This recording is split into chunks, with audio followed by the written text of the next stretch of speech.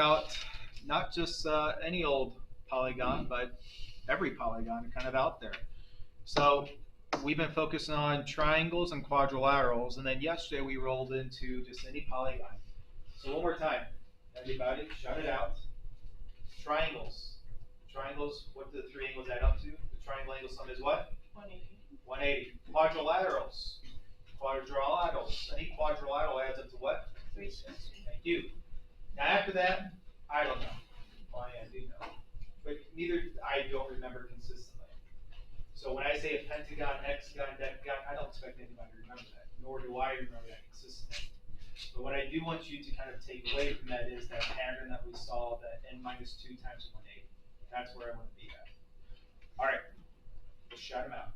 Anybody got a particular question you want to talk about? What you got, Eva? 7? All right, let's take a look at 7, guys. It's on the next page. Oh, it was at the bottom. All right, let's go look at 7 here. 7, 7, 7. All right, so we got ourselves an isosceles trapezoid. So we are talking about a polygon. It's just a special type of polygon where it's an isosceles trapezoid. We got that one angle. That's 121 degrees. How do we get a 59, 59 up here? Okay, so with that 59, 59 there, what this is doing for us here is, what do we know about a trapezoid? What do we know about the sides of the trapezoid? Love that silence. Congruent. One pair of sides is congruent in isosceles. What do we know about the non-congruent sides? Parallel. That's where we want to be at. So I'm going to break apart this isosceles trapezoid into parallel lines with that 121 and angle 1. That's it. That's what we got there. Parallel lines with a transversal, 121 degrees and angle 1. What two angles did I just kind of identify there? Go back to parallel lines and transversals. Same side interiors, right. And what do we say about same side interiors? Supplementary. They are supplementary or congruent. So in this case, we've got supplementary angles there. So 121 and to make 180, that's got to be that 59 there. So angle 1 is got to be 59 degrees on that. Okay. Now, angle 2, that's a typo. Angle 2, I don't know why I have that there. So in this one, angle 2 should also be 121. Okay. In these isosceles trapezoids, what is happening here is these two angles and these two angles, those two pairs of angles are being congruent in an isosceles trapezoid. Yeah, that's about it. These are what we talked about isosceles trapezoids the other day.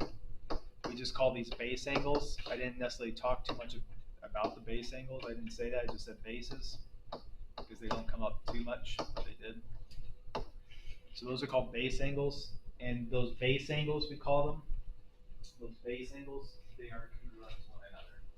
All right. Where I really would like us to be is those same side interiors, because that's what we talked about, parallel lines and transversals. So that is a 121 though for angle 2. That's a typo, so I gotta fix that. All right, let's keep going here. What else does anybody know? This is your time to ask about. What you got there? Shouldn't the figure in 2 be a pentagon? I don't know. What do we got? Angle 2 is quadrilateral. Nope. It's a oops. It's a 1, 2, 3, 4, 5. Should be a pentagon and a quadrilateral. Did it change my answers though? The answer's still okay? Think answer's okay just to be a pentagon instead of quadrilateral. So when I went through and copy pasted that, I didn't change that. I will change it. I'm sitting right here. Thank you on that one.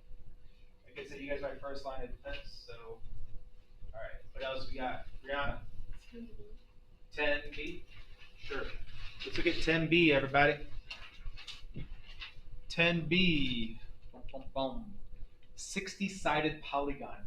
When we start talking about a 60-sided polygon, it's almost starting to look very circular at that point because there's a lot of sides.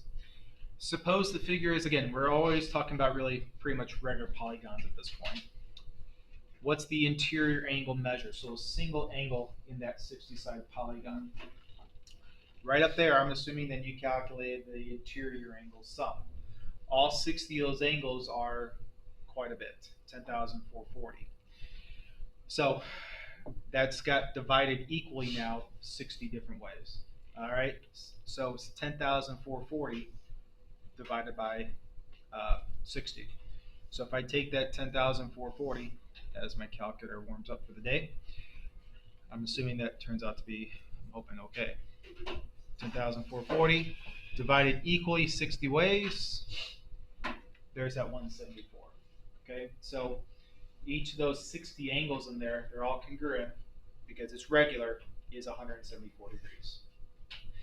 Now, I know you didn't ask about C and D, but B and D are going to go always together.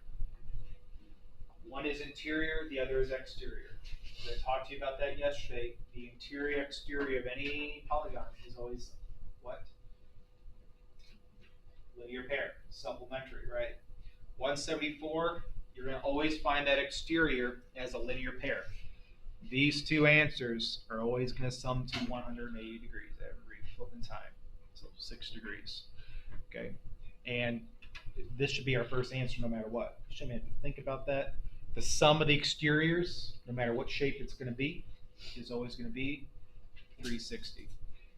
Once you know one of the angles, the exteriors, 6, there's 60 of those. 6 times 60 takes you also back to 360. It checks out.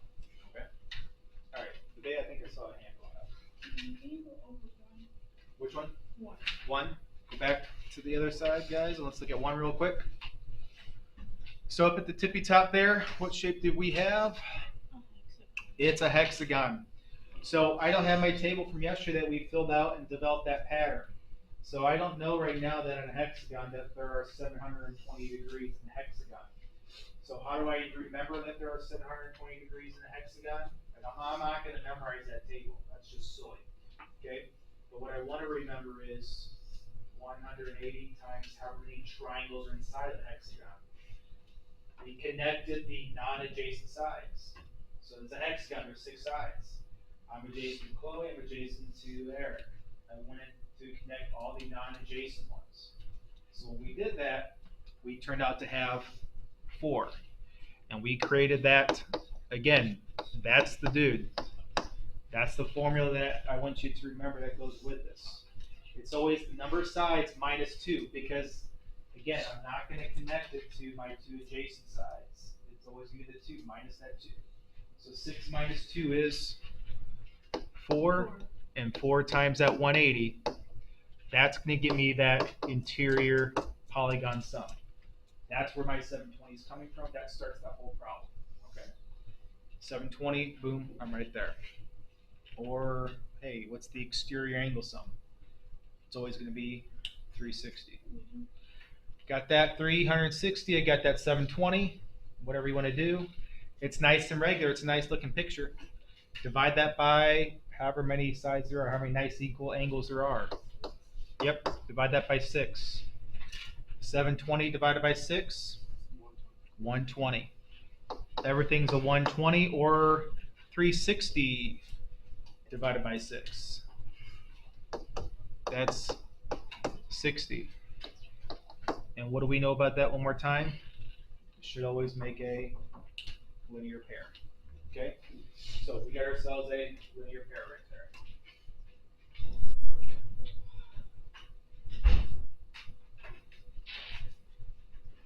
So there's that linear pair. I could have tackled it with the 360 as well. So 120 and 60 right there. All right, Eva, I think I saw a hand going up. It says pentagon on there. There's my pentagon. All right. Anything else? What you got, Luke? 11. 11. Okay, let's flip it, and then we'll move it on to the next one. All right. So as we look at that, number 11, this one goes to 11 people. Okay, and then we'll move it on to the next one. Today we're going to play with some spaghetti. Hmm? You heard me right. You said spaghetti? I did. Now the question is cooked or uncooked? I know, it sounds weird, doesn't it? Careful there. Don't eat my spaghetti. All right, so on that 11, this is where, again, go die on me. It's too much straightforward. So with that number 11, then, again, my suggestion is having that table out there. Mrs. Dresch and I were talking because she was helping some other students earlier in geometry about there's a crap ton of properties out there we've gone through.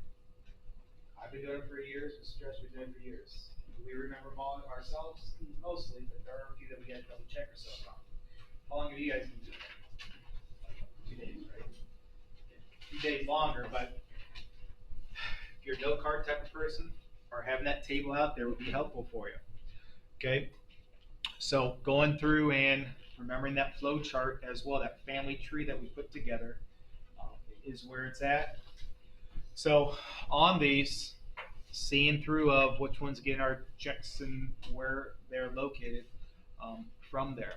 So as we again can see, I'm not going to run through all of those, but definitely remembering the ones about where those diagonals are going to be at, where the diagonals are located, like if the diagonals are perpendicular or not. Rhombus is where it starts. The rhombus gets the perpendicular, and then therefore the square gets the perpendicular. What's the other shape that gets the perpendicular diagonals? There's one other one out there that gets perpendicular diagonals.